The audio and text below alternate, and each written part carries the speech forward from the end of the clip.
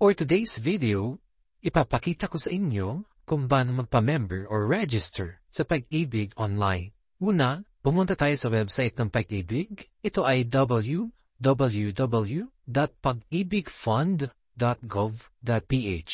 Pindutin ang Virtual Pag-ibig at ang For Members. I-click ang Be a Member, then pindutin ang Register at ang Continue. Makikita nyo sa inyong screen ang unang step sa online membership registration. Sagutan lamang ang mga sumusunod. Tulad ng last name, first name, middle name, at date of birth.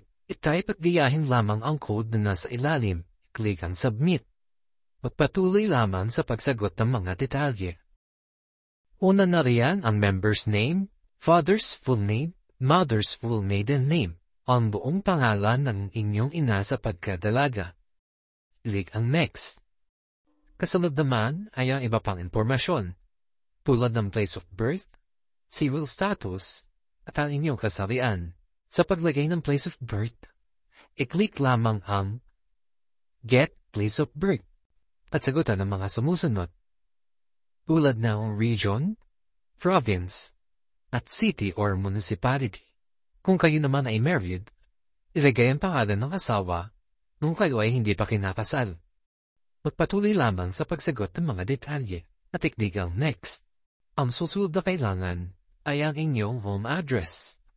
Sagutan lamang ang mga sumusunod tulad ng house number, street, barangay, city o municipality, at province. At sa pagkuha ng zip code, i-click lang ang Get Zip Code at ilagay ang mga hinihinging detalye. Kumpletuhin lamang ang iba pang detalye at pindutin ang Next. Ang sunod na kailangan ay ang inyong contact details. Nariyan ang email, phone number, at cellphone number. Sagutan lamang ang mga sumusunod at i-click ang Next.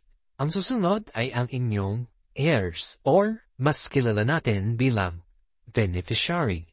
Ilagay lamang ang detalye ng taong nais nyo maging beneficiary.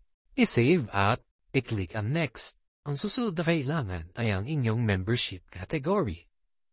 Kung kayo ba ay kabilang sa mandatory, voluntary, or unemployed. Piliin ang naaangkop sa inyong membership type.